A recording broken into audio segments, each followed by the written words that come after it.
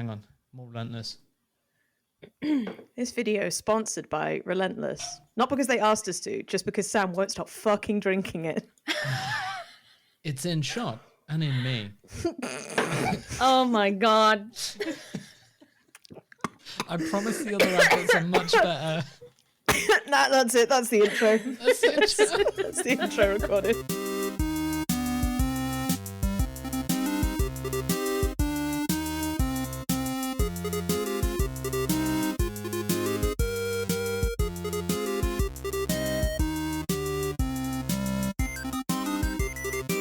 Hello, and thanks for tuning into At the Table. Tonight, as always, we have our incredible host, CJ.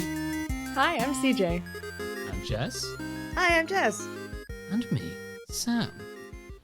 This week, as always, we've been up to interesting things in the TTRPG space. But first, what have we been up to as a team? I will lead. So I've been on Jess's hosted Questing Time stream, Moonlighters, a spelljamming campaign where I'm a Tabaxi Drake Warden Ranger, getting into various scrapes and things.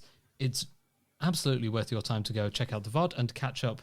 I think that our next one is on the 8th of January at 7 p.m. on Sundays. That is correct. Yes, I didn't write that down in my notes, but I remembered it in my head. Yeah, so that's the kind of games I've been playing. I've also been doing a murder mystery, which I'd like to talk about a little bit later. I've had some really cool player feedback, and I actually have a prize for anyone in Canada, which I will touch on after everyone else's week summary.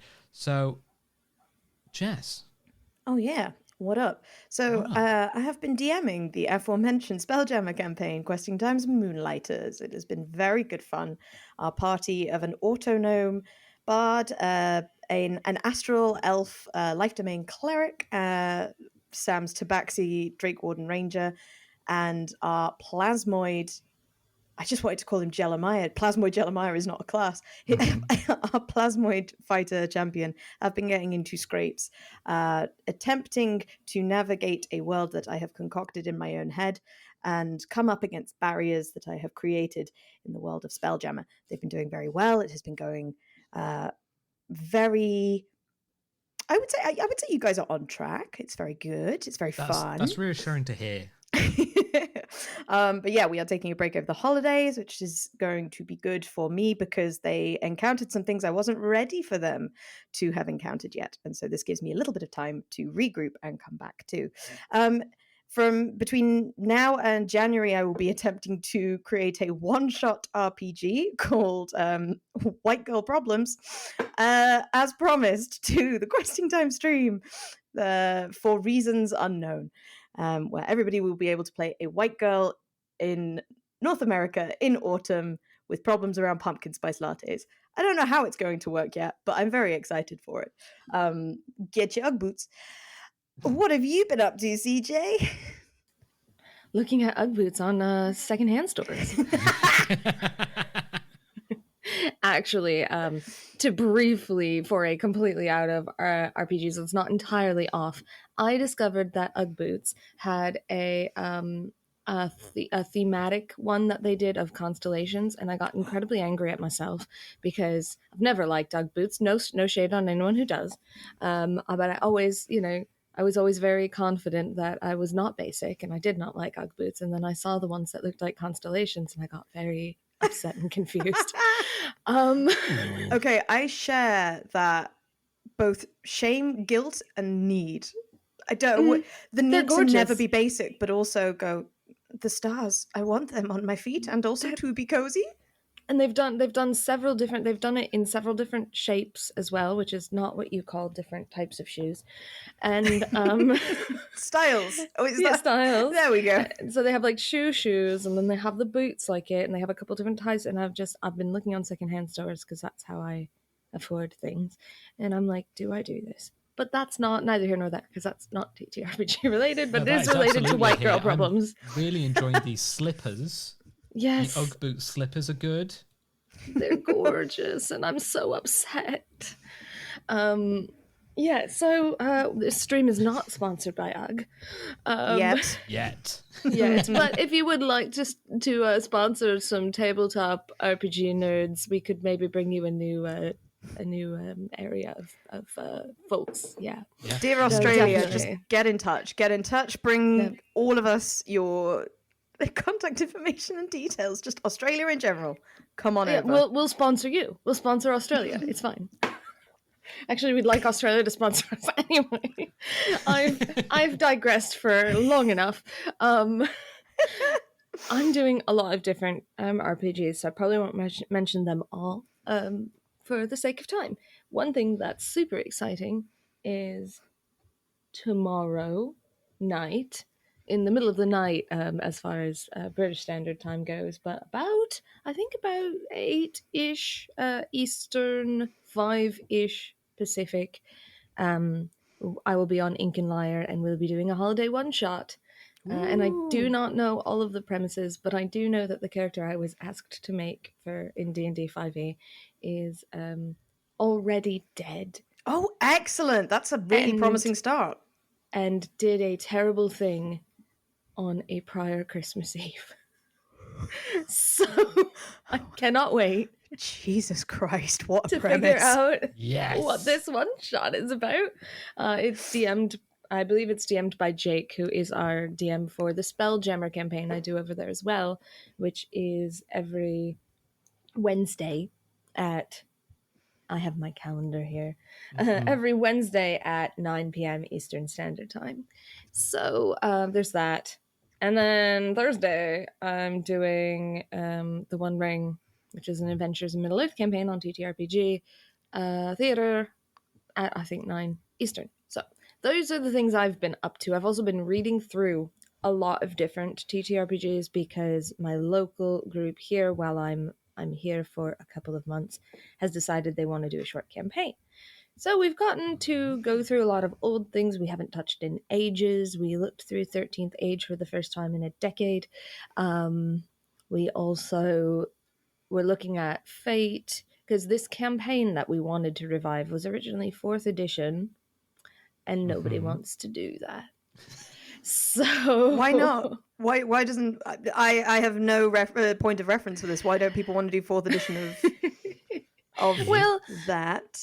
To be fair, just by basics, there are a few people in the campaign who are just kind of bored of D&D in general. I'm not one of them, but so the natural progression would have been to 5th Ed, but we're looking at other stuff instead. So we've looked at Fate, we've looked at 13th Age, we looked at Iron Kingdoms, but we don't like protractors.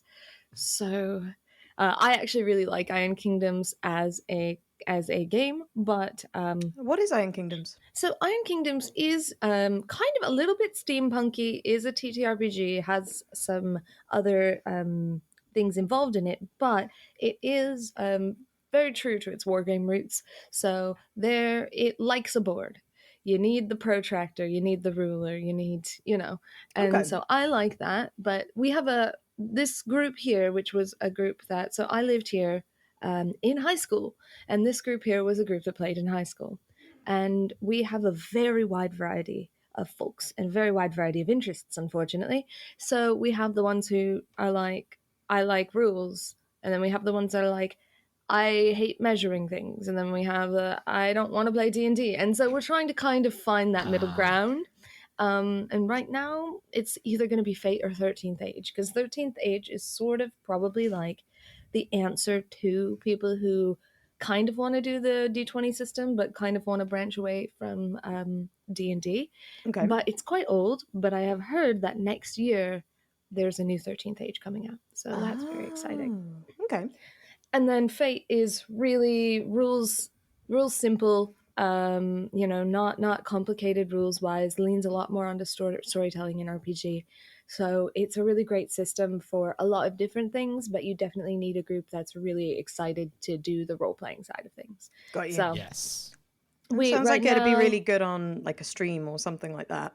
Oh, definitely. And more virtual than it would be maybe. I mean, obviously in person it'd be fun, but it would be ideal for something over Zoom or long distance or something like that instead. Yeah. No, agreed for sure. So there's that, like I am up to a lot. I've purposely tried to make my holiday season very busy. And so I am up to a lot. And I'm excited about things that are coming up. And the one thing that I will bring up before we move on to our next stuff is that and it's, to my knowledge, we're not streaming it anywhere, we're not doing anything, but the three of us are going to be in a Dragonlance campaign starting next month. So I'm really excited about that, and I keep thinking about it a lot. Yes. We had a bit of a chat about it. Was it last week or the week before, Sam? Last week, you and I messaged you because I was there because we thought our characters would have an interesting tie. Yeah. And then I was there like, oh, that's great. And then I just was pondering around. I was like, we haven't formalized this or spoken about it at any point, so let's talk about that a little bit. So yeah, not gonna lie, with the way that my head works, I forgot entirely, so well done for reminding me. But yeah, that is going to be very exciting. We start that in 2 weeks, 3 weeks, I believe so. We're starting on the 3rd, so 2 weeks from tomorrow. I'm excited. I cannot wait. I've just spoken with another one of our players, and yeah, so Francois and Karim will be. I need to really say Karim because otherwise it just sounds like I've named my character Karen. And he is a rich noble, so it's not that far off. But I'm not going to be using that against you at all. Should not have said that. I should not have said that. Oh dear. I just gave Walmart the worst ammo. Walmart and Karen goes together like horse and carriage. No. Oh, it's I'm gonna trying be to so be bad. serious, Jess. I'm trying to play a serious character. I'm not. I know. I remember you describing Kareem as like a boy on edge and basically ready to burst, and I'm so desperate for Walmart to be the one that makes him pop. Yes. anything. So I'm latching onto these details.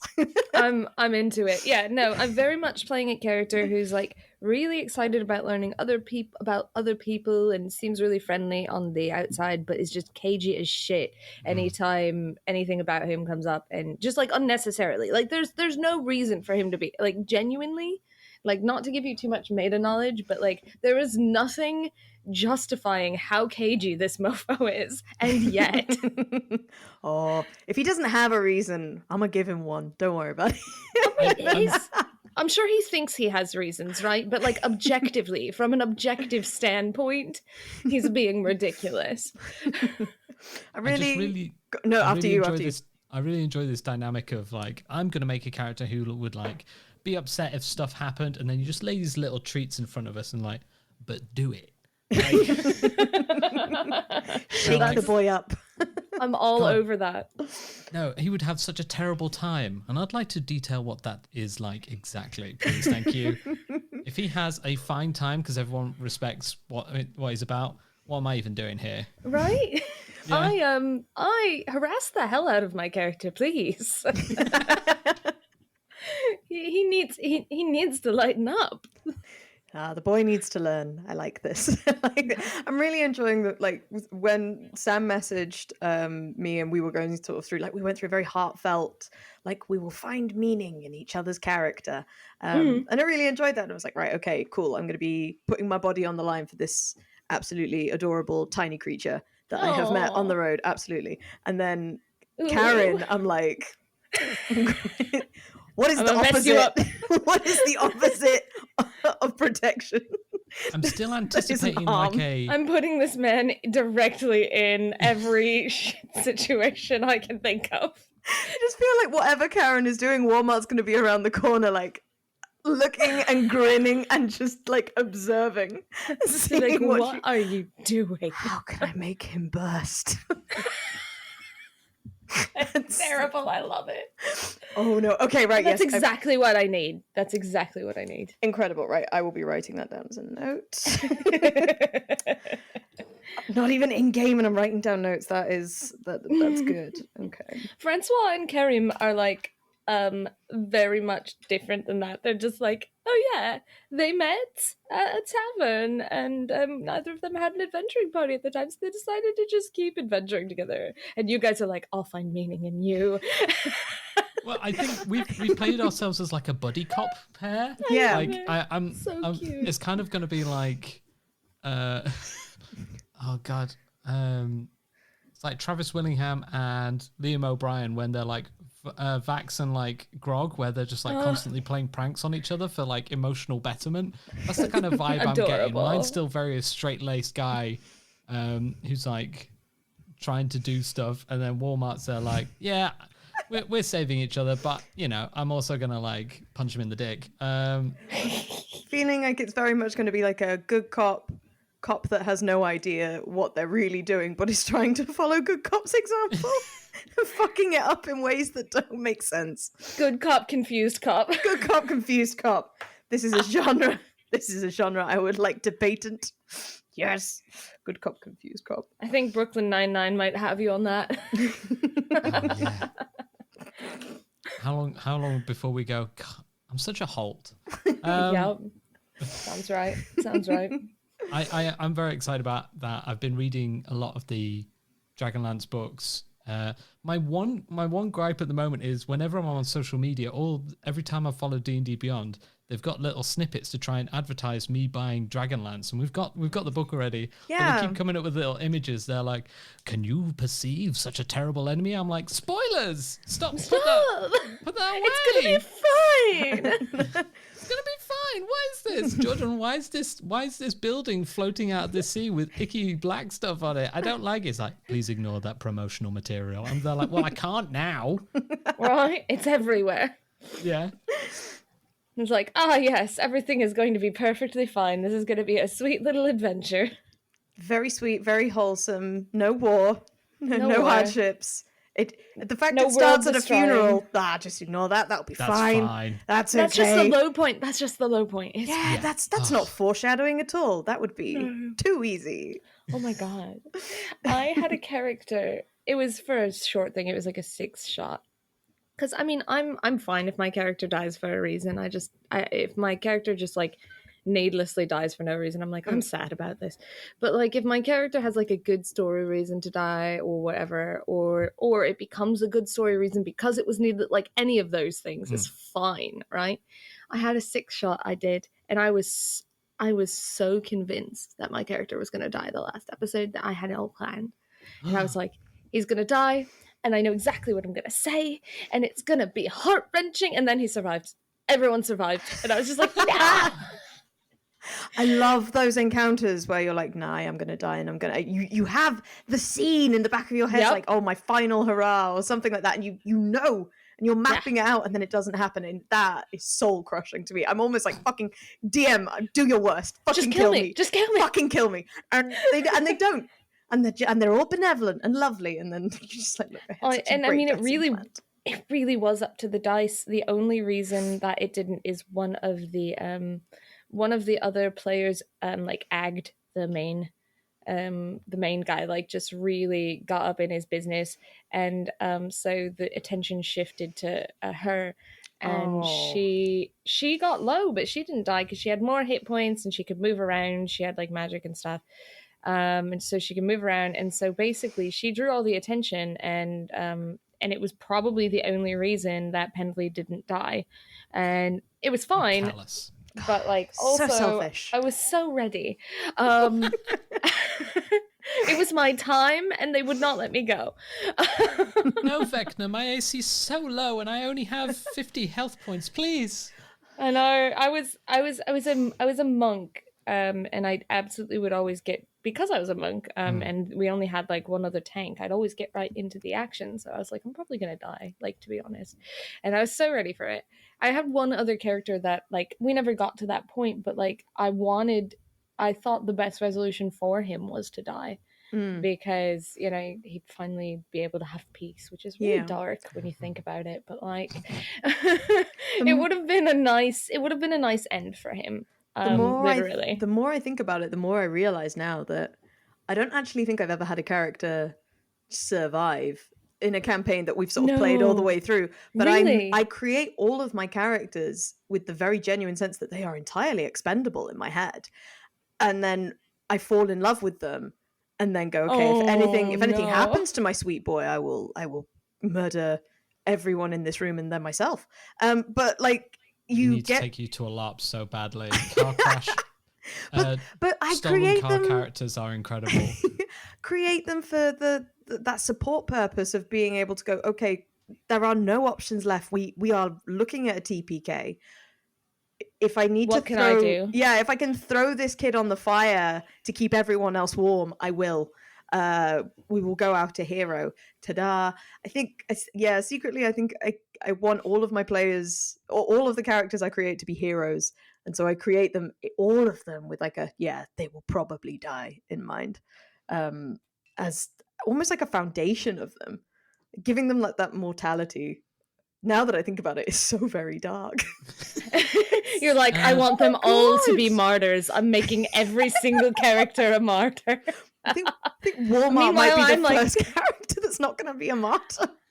I say this about myself. Now. Oh no. Oh no. I've said this about myself. I'm saying this about myself, but I want to preface that the way I'm saying it is not, I'm entirely joking. Like, this is not how I play my characters, but I feel like when I'm making my characters, I have like pro-tag syndrome. Main character, yes. But like I don't personally believe I ever really, former co-players can correct me if I'm wrong, but I would say like 9 out of 10 times I don't play like I'm the main character. I at least play like everybody's the main character. But I definitely create my characters like, here's this intense backstory and like here's the character arc that I'm hoping to achieve. But I don't really get like disappointed if it changes. Like I made the character I play in Spelljammer, I think I put like a loose idea of what kind of growth I wanted her to have. But it keeps changing based on like what's happening in the campaign, because surprising things keep happening. So it's just one of those things that's like, I'm not married to it, and I don't really get upset about it. But you sort of create your characters with that sort of main character complex in mind. I do the dog that tags along with the group, and if it dies, the group rallies and goes to war. That's very much my I realize now. Sam, what kind of characters do you create? Do you think? I haven't played in. This is the weirdest time where I'm playing the most that I've ever played in my life at once. So I've only ever made single characters who are just there like, I'm just a guy because I'm exploring the mechanics of this character, and then like stuff happens, and now I'm like making so many characters that have got intentions or free will, and I'm like, God, what do I do with these? I mean, literally in the last in Moonlighters, someone Jeremiah was offered a vicious potion, which we had no idea what it was, and my character was like, well, me as a player was like, I don't know. Nacho looks uncomfortable, which probably means Jeremiah's uncomfortable, so I'm going to remove the uncomfortable situation and down random potion. Which, Jess, remind me, I've just got it written down in my notes. What was that random potion? Oh, yeah, that was the potion of lead. Yeah, it was just lead. It was just straight up lead. No checks, no nothing. It was one of those sort of plus things of me just being able to like, I found a way of ensuring that lead stays in a liquid form. How cool is that? And all of the temperature, and you just fucking drank it. And it was perfect, and I wouldn't have done anything differently, and I'm really happy you did it.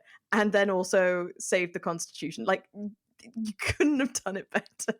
I think I'm going to be entering the Dragonlance campaign with Boromir / Legolas energy. Like, I'm either going to be in the background doing things because I've got great cheekbones, or I'm going to be like shouting for a cause of which I'll die on. I'm just really excited for everyone but Walmart to die.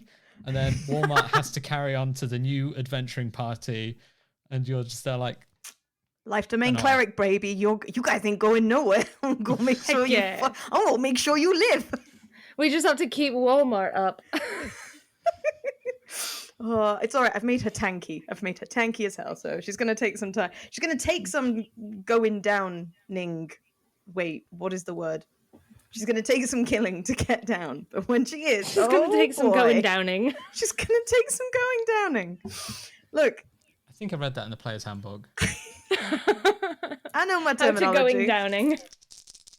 Hi everyone, this is where our ad or our sponsored section usually goes, but it's the festive period. It's Christmas, or just been in this case. So we recommend that if you have any spare change left in your pocket, that you go support a charity that means something to you. Some of our favourites here at the show are the Trevor Project. We quite like Tommy's, we quite like Shelter. But also, if you have a friend who's a creator who's doing something really interesting, follow them on Patreon. Do something like that. Or even just get in contact with a friend that you haven't talked to for a while. Kind of these direct action things mean a lot in the big scale of the world. And big corporations, they don't need every single penny of your money. So do something nice. But obviously, if you don't have that money to spare, do something like for free. Just contact someone. Just do some stuff. Join a local interest group that you say that you'll get into this year, but didn't really get into this year. But that's fine. You've been busy, but like you mean to, like you like it. So yeah, go do that. Merry Christmas and a Happy New Year. Speaking of Player's Handbook and terminology and stuff, shall we move on to one of our topics for discussion today? Sounds good to me. Smooth. Oh, so smooth. Yes, the topic of discussion which we're primarily interested in is recently there's a lot of discussion with 1D&D coming out soon. There is a lot of speculation about the open game license. Now, the open game license is a specific commercial license for Wizards of the Coast D&D package. It was available for the 2014 book, or the 5th edition, as it's colloquially known, 4th edition and 3rd edition.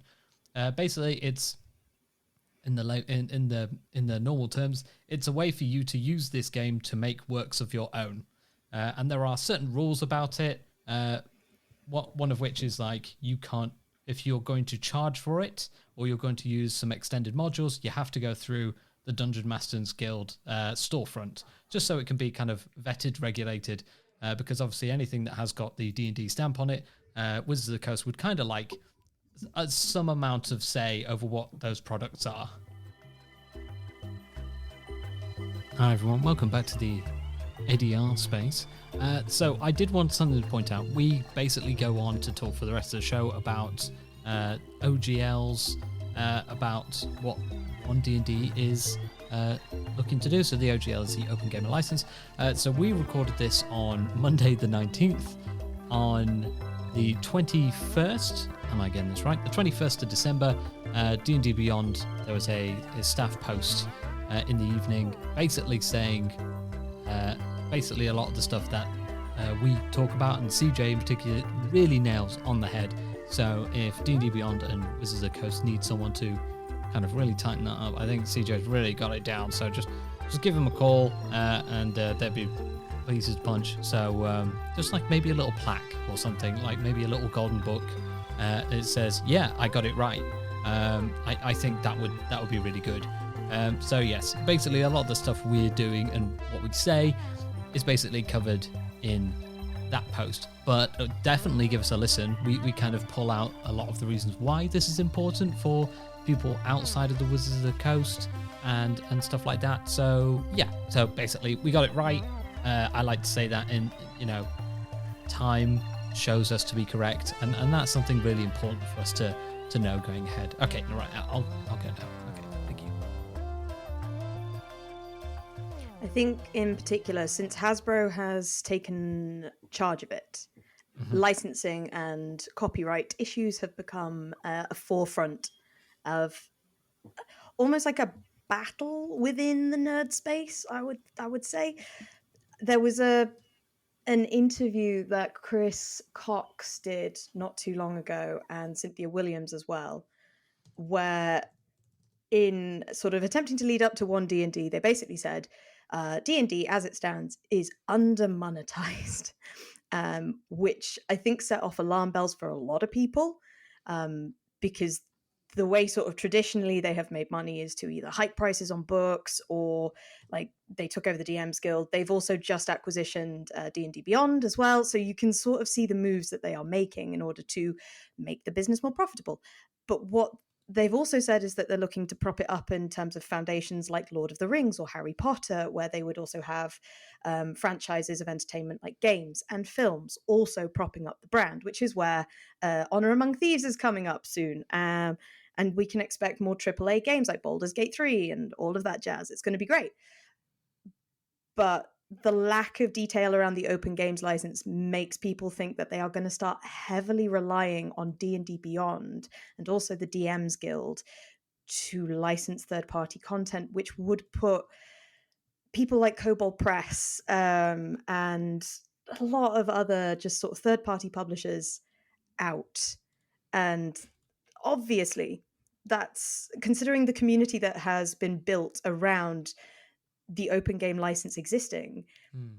This is a huge pitfall, and it's a horrible thing to even contemplate, having realized what happened with fourth edition, which is where they rescinded the open game license and they effectively just ran it through was it the systems Game reference system license. Oh, the game systems license for the system reference document. Yeah. And nobody could create anything. And I think we'll arguably say it was one of the worst releases and one of the worst editions, because you couldn't do anything aside from that. There was no additional homebrew content that you could look up, rely on, create. It felt so locked. And so after that, and you could also argue as well, like with 3.5 in particular, Paizo took that open gaming license and went Pathfinder. This is how we go off with. This is how we make sure that we're playing something that we're actually invested in as well. We don't just have to rely on the one main core rulebook and rulebook set of Dungeons and Dragons. And when they introduced fourth edition, everyone went, "We'll go play Pathfinder instead," because this isn't giving it to us. Arguably, by removing the open game license in fourth edition, they made Pathfinder, who was like they were a minor alternative at the time, into a major competitor. They pulled that into themselves. But I think it would be really dumb if 1D&D went, "Now we're going to pull the open game license again." All third party, you go for it. Yeah, no, I think it would be a terrible business decision. Yeah, I think because I'm very in the middle here, because for a lot of reasons I'll try to extrapolate on, but I would say that exactly the reasons you've just detailed about fourth edition and the resulting less popularity of fourth edition and higher popularity of Pathfinder because of that, I would say that is probably like perfect evidence as to why they should not repeat that mistake. Yeah. And hopefully they have people on the team who acknowledge this and understand that. Yeah. But I also agree that D&D is under-monetized. I think if you have something that prolific and now that popular, but also it's a decades-long franchise that is not only beloved, but a household name. And you think about other household names and decades-long franchises and how many have not branched out to some extent. I also, and this is one of those things that's and I'm not going to go fully off into this because it's a whole nother topic, but I have similar feelings about LARP. There's hobby LARPs that are run entirely not for profit. If you get any sort of pro amount, it goes into the next LARP. And, unfortunately, they, often reflect that in the settings and the other things, because you can only afford so much if everyone's cover is $5, £5, or whatever. Then you're going to a field or you're going to a, whatever. And you're doing that often. I'm learning something here. So I've never done LARP, but like, I didn't realize that there was like a price dependency point. Yeah, as well. absolutely. Because Yeah. if you're doing something like a blockbuster, Mhm. you have, at the very minimum, you've got deposit Okay. on your location. So think of it like a wedding or something like that. You've got Yeah. your deposit on the location. And so if you want a really wild location, obviously, in the exclusion of certain companies that I happen to really like, this might be a nice turn into that later, own their own area and have built it up. Oh, And okay. so Oh, yeah, and yeah, so yeah. So you would yeah. need to charge out for like rent and stuff and bills if that's an Absolutely. area that you own. But then, So so like a free LARP, for example, what would that look like? like It's just like a field or like yeah, publicly owned land or something like that? so it doesn't always have to be a place that's free, but it has to be a place that's cheap enough to put the deposit on or hire out that you know that the cover will cover it. Right. So basically, like I used to run, this is not LARPs, but I used to run nerd get togethers for like holidays and stuff. And it was not for profit or anything, but I would have to price my covers based on Yeah. paying for the deposit. Okay. So that's usually what like a non-profit, like I don't want to say a non-profit LARP that is a completely, that does not quite, jive, but a LARP that is made not to profit, but just to continue being a LARP. Okay. And there's also rely on a lot of free work from the people doing it, So which is if we bring this back to sort of D&D and one D&D in particular, we're talking about a $1 billion franchise yeah, in comparison to smaller projects that maybe were done more with love that haven't been able to sort of branch out into the mainstream. right. And you've got those two very, very close comparisons there to that and to sort of free and professional LARP. Mhm. Where does D&D stop in terms So of what they are? I would argue under monetizing a lot of the products because you only need to really buy it once. yeah, They've got now the with D&D Beyond, you can download pretty much any edition, any rule book, anything they've ever published really, and have it digitally as well. So you've got physical copies, digital copies, and then where do they go from there? Aside from the DM's Guild, but then with sort of smaller companies, you'll maybe have one PDF download and one physical copy, and that's it. So how would one D&D monetize more, do you think? yeah. So I have a couple different ideas. Okay. And they do stem similarly from LARP because they have so many Yeah. comparisons. It's not the same, but there's a lot of similarities. There's two easy ways you could go into monetizing or not monetizing like these independent folks that have things addition to it. There's two things you can do. One branches a lot. The Okay. one easiest thing you can do is, maybe you do want to have the approval stamp on whether or not someone can do something, but you don't license, you don't charge, you just let them go ahead. You let them pitch it to you and you say, poop, go ahead. Poop was probably not the right sound effect, but So I know in 4th edition you had to submit like what was it called? It was like it had a very specific name, but you had to be able to submit to fourth edition to be able to create stuff, and then they would come back and be like, yeah, we like the idea of that, go ahead for it, then we'll approve it, and then we'll sell it. And it was a Yeah. long and laborious process, but it was that poop that you were talking about basically. So they On could bring that back. on face value, that's great if the people doing the approval process were able to get to it at a reasonable clip and were not super anal about what they do and don't approve. I mean, there's certain things you're going to want to be like, I really don't want this representing the company. But for the most part, I think you run into trouble with that sort of situation when you're getting too micromanaging and too controlling over what those okays you stamp are. Yeah. So the problem with that is that it's human based. The success of that is human based.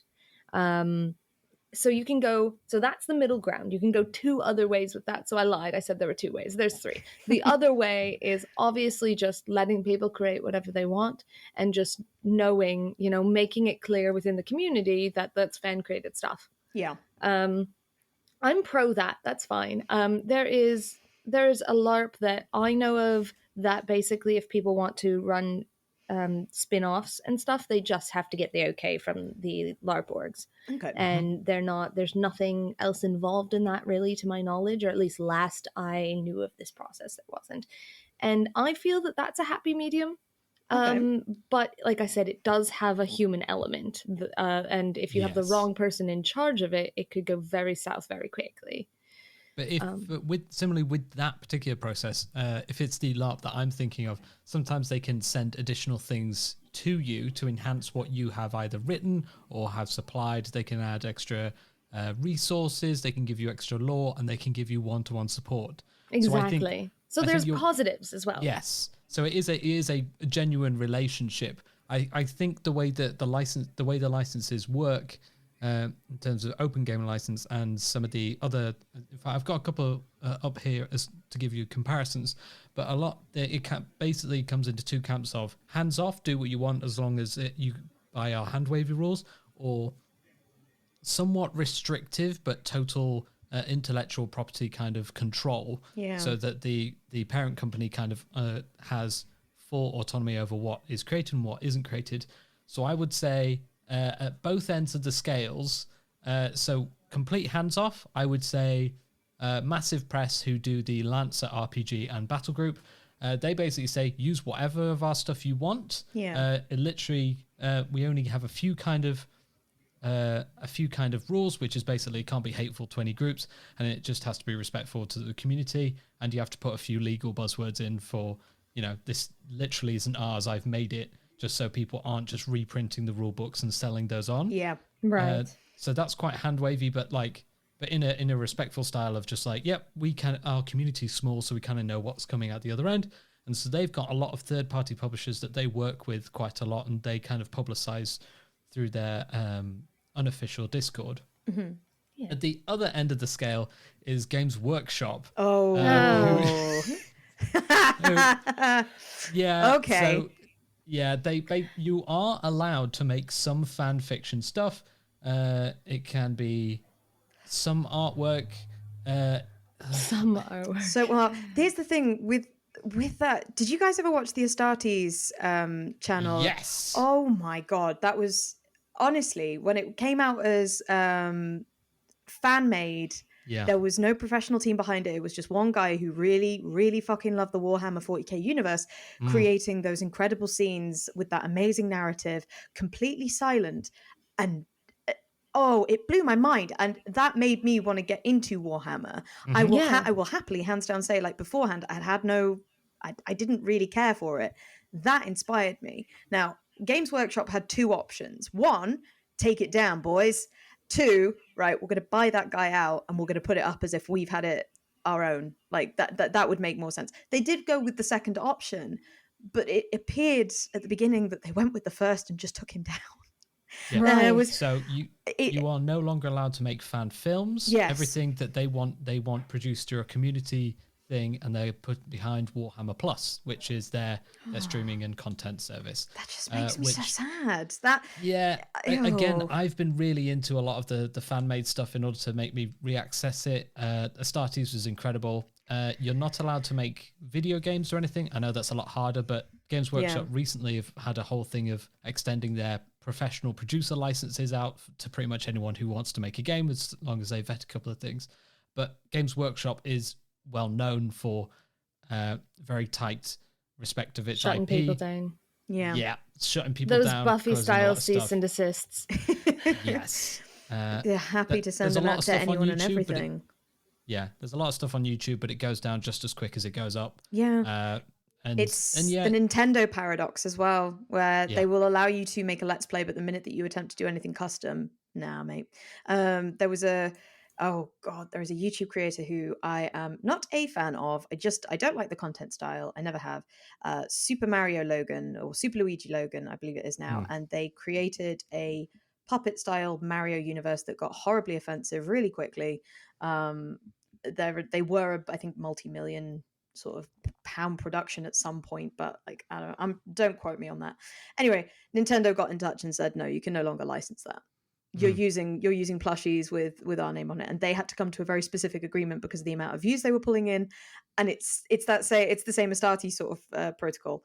So yeah, you can see how it limits a fan base massively in their expression or their love or their wanting to create.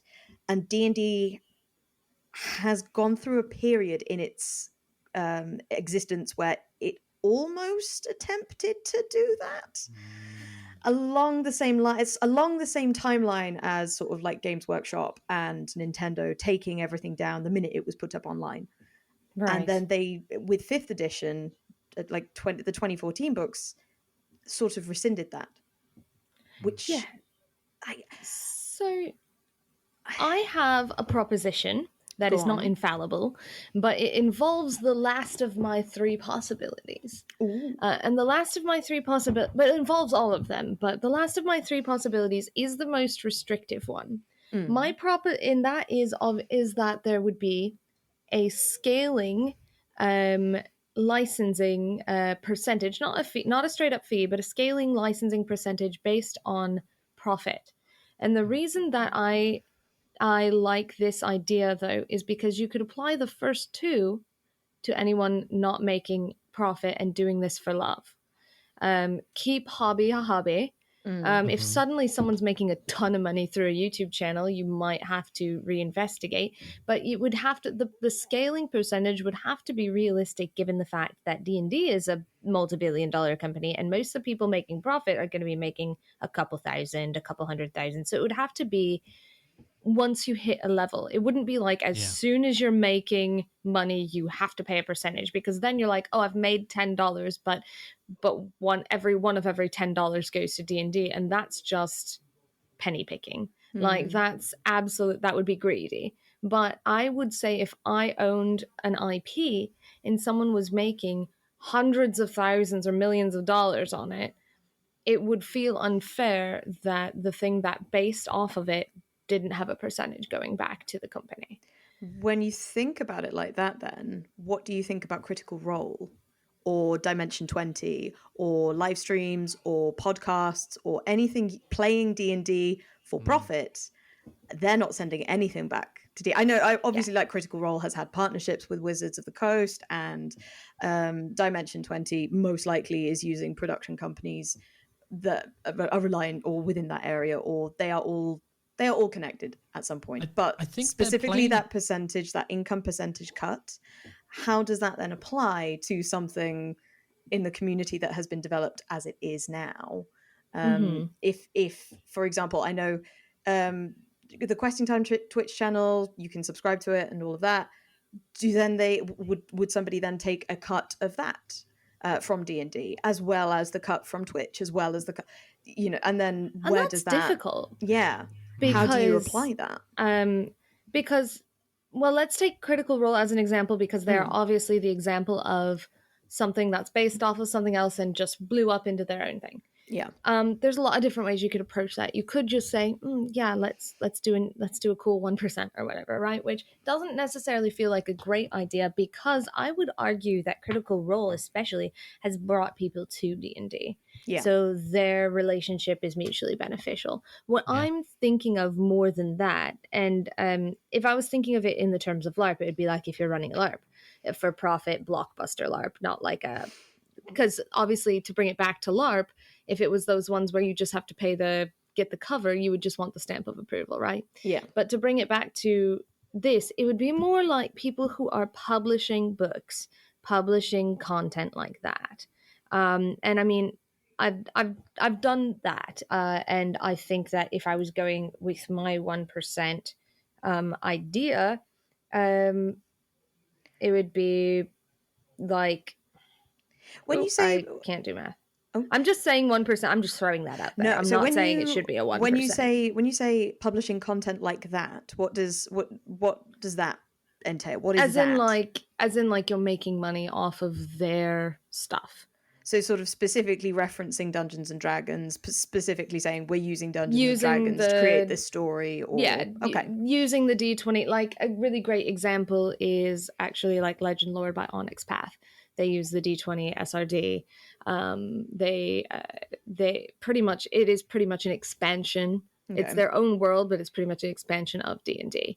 Okay. And I don't know. The thing is that someone who's doing financial situation of the company would really need to sit down and look at the benefits, the pros and cons of being like, if you're making, but I feel like there needs to be, if you ever wanted to charge a licensing percentage, I would never say charge a licensing fee. I think that's terrible. Yeah. The reason I hate licensing fees is because you have to pay them whether or not you're successful. Exactly. And that's just BS. But if someone was thinking of doing a licensing percentage or something like that, what you have to sit down and look at and consider when you do that is like, first you have to have a bare minimum, because if, again, like I said earlier, if you're charging on someone who's made $3,000, it's just gonna look bad. It's not gonna benefit you at all. It's like, oh, we have, you know, $300 in my pocket now. Great, that's nothing for Wizards of the Coast. And it's not going to incentivize that production company to go again. Yeah, so even exactly. if the $3,000 production is successful as like a first enterprise or something, like, oh wow, you know, this is the first one we've managed to get out there, but it's been taking a major cut, you're like, well, it just doesn't make sense, you know. I'm gonna and move I feel over to like a D6 system or something. Yeah, even for majorly successful, monetarily successful, I feel like if the percentage wasn't small, there's a lot of problems. I mean, it's going to create problems anyway. People are going to be upset no matter what. Actually, people are going to be upset no matter what you do. Yeah. But if you did something like that and you did a very small percentage, sure. But if you did a large percentage, then people are going to be like, well, you know, it's not worth it to create content. And then you don't have people creating content. I think as well, if you start making these percentage sacrifices now that the community is built up, now that there's an audience, now that it's reached more people than it ever has, and you've got more third-party publishers than you've ever had before, and now you start taking a cut in the cost of living crisis at the worst possible moment, if you start pinching pennies from the people that do need it, you are spinning yourself in such a bad light. And it's going to be really horrible when it's the third-party publishers we know and love, like Cobalt Press, having to say, like, we're releasing people. We can't. Right. Because we haven't got that. Yeah, we can't afford to keep people on. Yeah, like they're not making millions. They're literally they are off of they are reliant on D&D being able to offer this open gaming license. To rescind it, I think, is a very PR-wise horrible move. I really would love to think that they have reached a point where they go, okay, we don't need to do this. They haven't been explicit about the OGL in 1D&D right now because they are field testing a bunch of options. It would make way more sense because the whole reason that this is even out there is I think like there was Nerd Impressions and another YouTuber, I think it was like Idiosyncratic.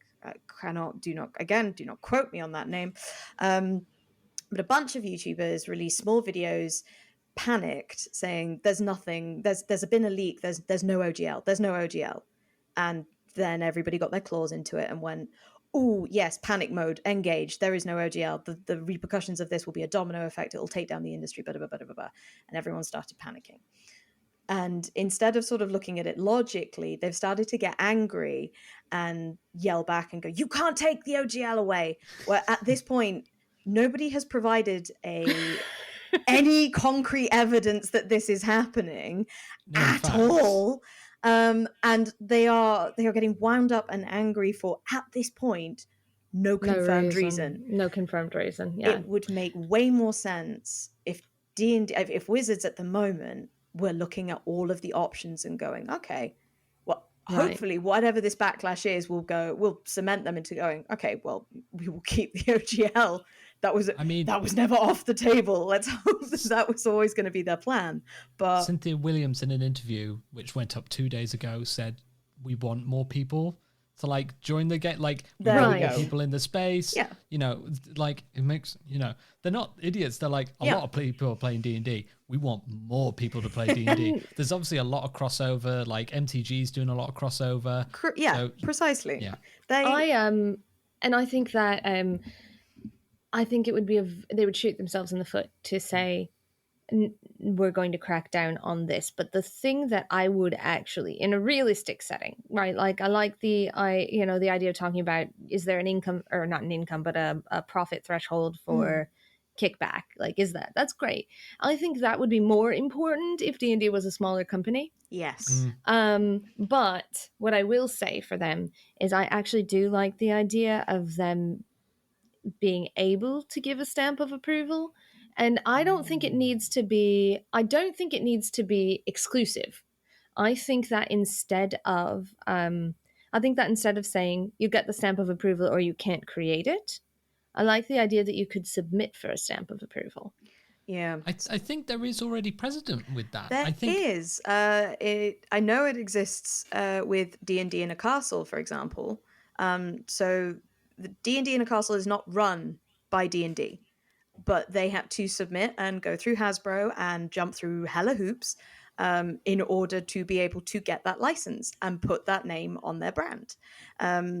They are not allowed in any of their rooms or with any of the miniatures or any of the maps to use content that has not been sanctioned by D&D.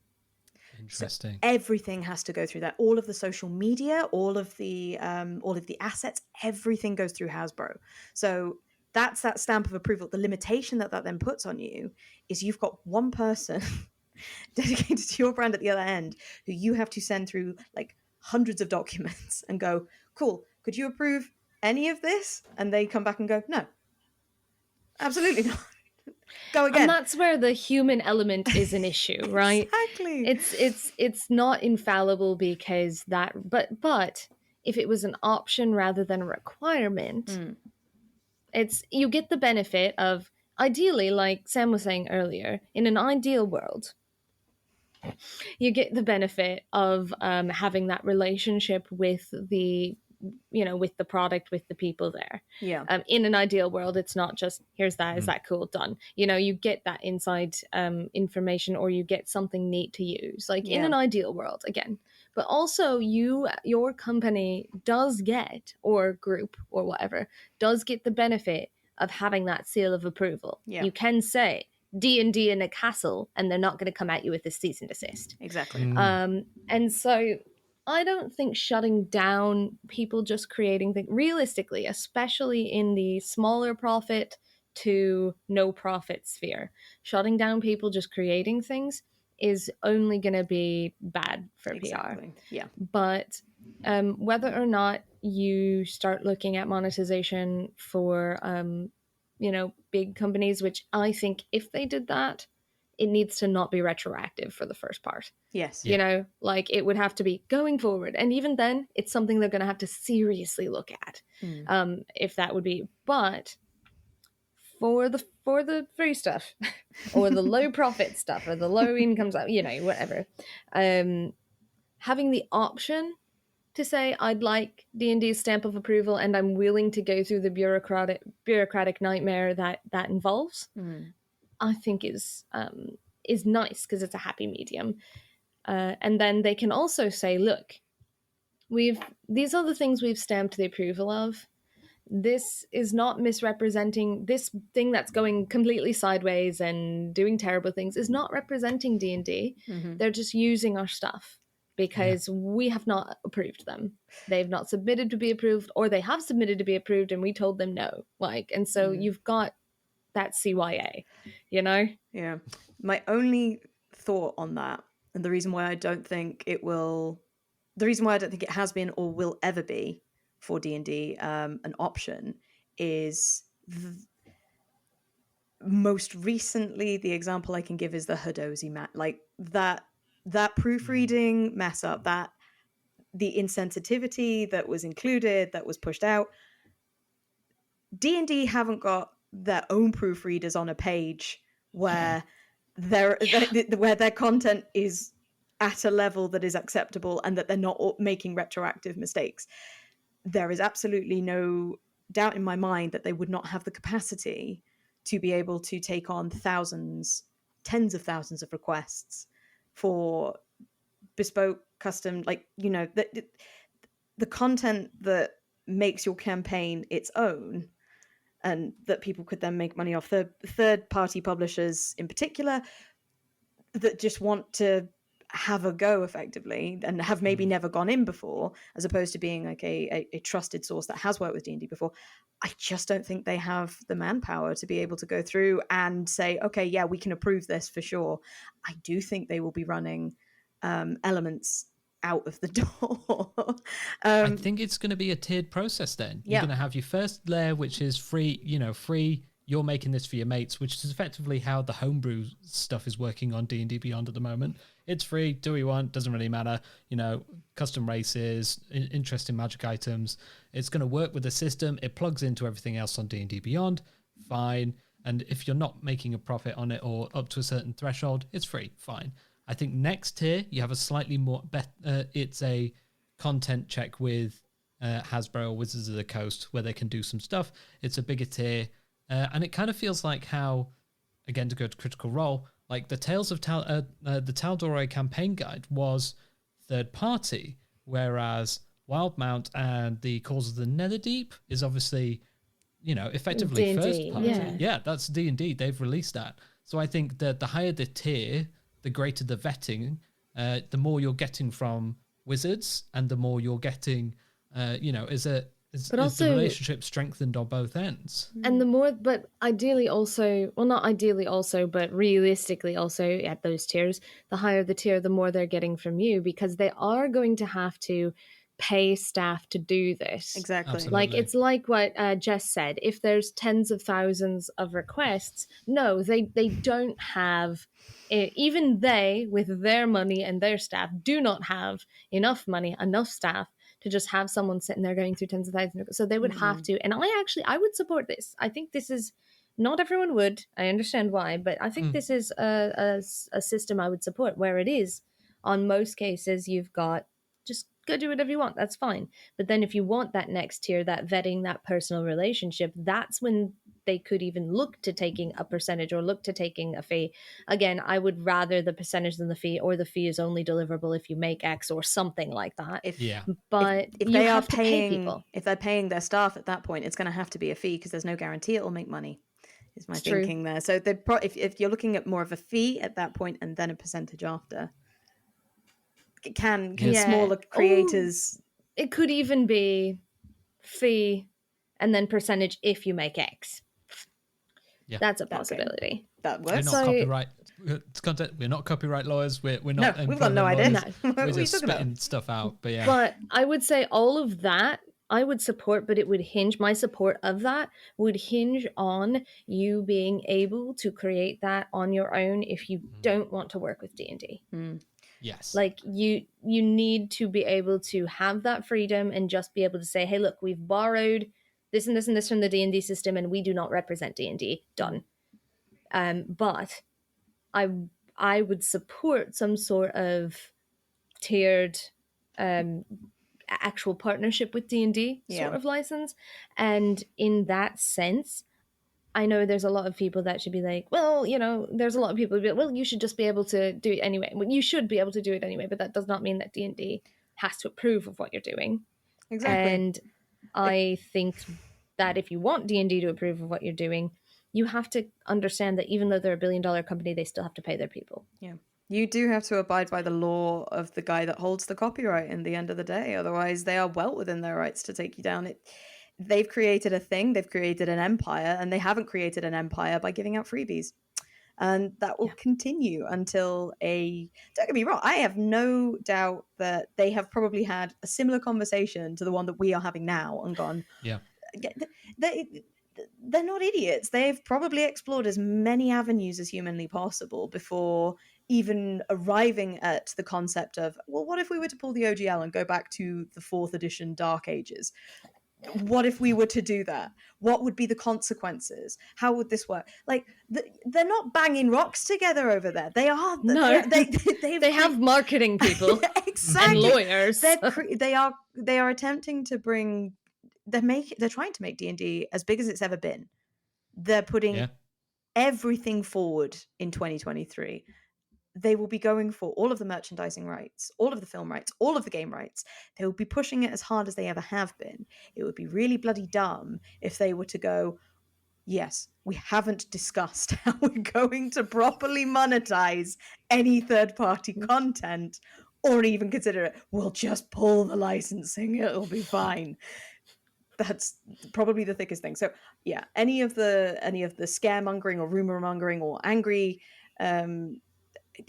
takes that you hear online, I would probably say, I don't know, Take with a grain of salt. Take with a grain of salt, or disregard entirely.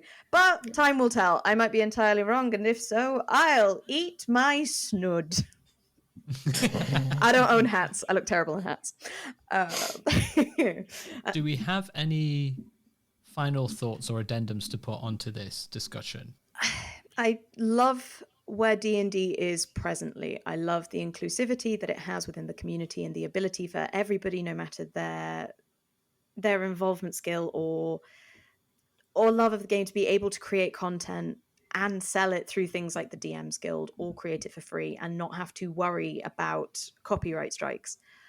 I love that freedom exists. I love what it has given birth to, which is incredible streams like Dimension 20 and Critical Role and all of the additional supplements. I really enjoy where it is now. I'm fully aware that it may not be sustainable going forward. And I would say to anybody listening, like, be prepared for change and roll with it. Hey. I was like, is that a pun? Is that not a pun?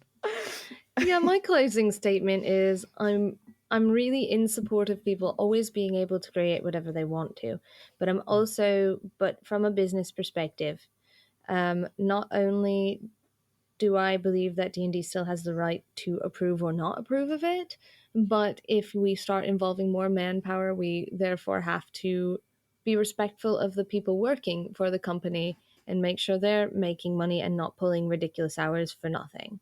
So it's people tend to unconsciously view corporations as and bigger companies as just an entity and get angry at the entity, but at the end of and usually the entity has some changes they need to make. Just caveat there. But at the end of the day, there are people working for that entity and taking their paycheck home, and they don't get, dividends. They don't get all of this stuff. They just get their paycheck, which means their livelihood depends on fair pay and fair practice. So there's two sides to every story. Absolutely. Know your worth and get paid for your work. Yes. And if you're using someone else's work to do your own work, acknowledge that. Yes. You didn't come up with the concept of Dungeons and Dragons. An old man did many years ago. You're paying for that now.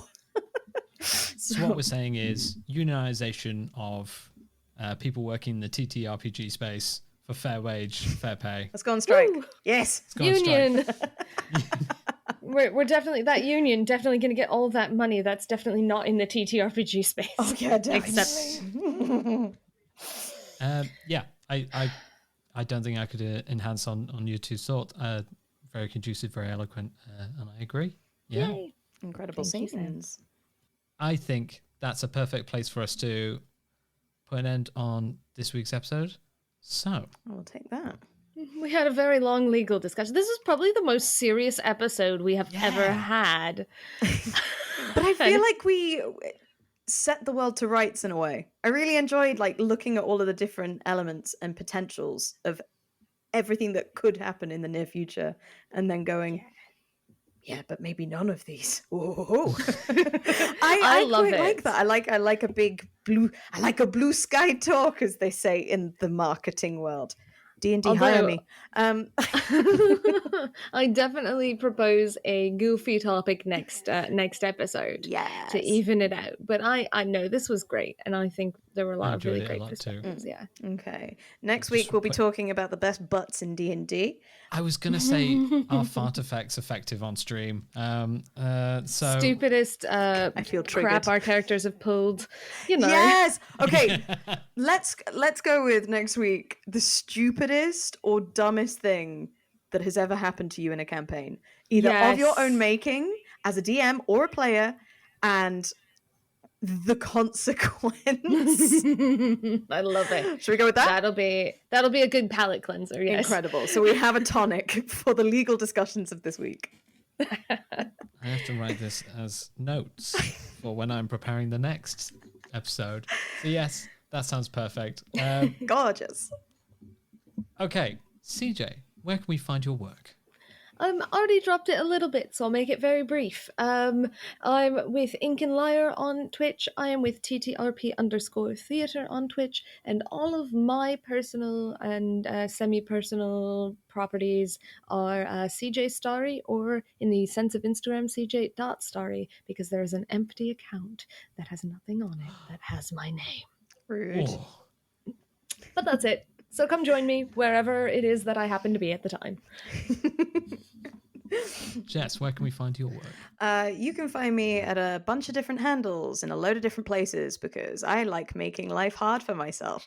You can find me over on Twitter, where I'm most active at Dr. Bees. You can find me on Twitch at It's Dr. Bees. And as a complete sidestep, you can find me on Instagram at Julahoop. You can also catch up with me and Sam every Sunday at 7 p.m. GMT on Questing Time at the moment with the Moonlighters campaign. It's really dumb. It's really fun. Come join. We will be, next episode will be airing on January 8th. I have plans. Oh, no. And yeah, in the meantime, go and give the Questing Time account a follow. You can follow my partner, Paul Foxcroft, an infinitely better DM than me and all-round excellent boy, on Mr. Spider God on Instagram, and Questing Time Comedy on Twitter, and Paul Foxcroft also on Twitter? Question mark? Yeah, go follow him. He's fantastic and brilliant. And if you enjoyed half of the stuff that I rambled on about today, then you'll really enjoy his stuff. Sam, where can we find all of your bits? And I can be found on Project Headphones Instagram, which is just the word Project Headphones. You can also find more of my work on the website, projectheadphones.com. And in fact, as a little competition, if you live in Canada and can review the show and can send me a review at my email link, which is sam@projectheadphones.com, I have a voucher that I can spend on Amazon to give you some books for any TTRPG nonsense that you want. Because someone gave me some money on Amazon and picked Canada instead of the UK. So it's now time. It's now time for someone to get some free stuff. The obvious ethical way is to do it via your wish list, so I don't need to see your address or anything. I can just send you things for money. So yes, send me a copy of your review of the show from Canada, and it can only be Canada because of regional laws. So yes, thank you very much. Go Canada, go. Take Thank care. you. Bye.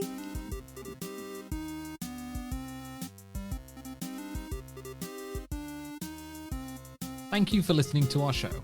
At the Table has been a Project Headphones production. You can see more of our work over at projectheadphones.com. To support this show, please head over to patreon.com/@thetablepod. To get in contact with this show, please email atthetable@projectheadphones.com. That's AT at the first part, as in letters, and at in the middle, as in the @ symbol. Please remember to rate, review, and share with your friends. That's the best way we can get the show out there. And in particular, if you are in Canada, please review the show on your podcatcher of choice. Email in to me, either at the email address just mentioned or at sam@projectheadphones.com, and we will buy you some TTRPG books.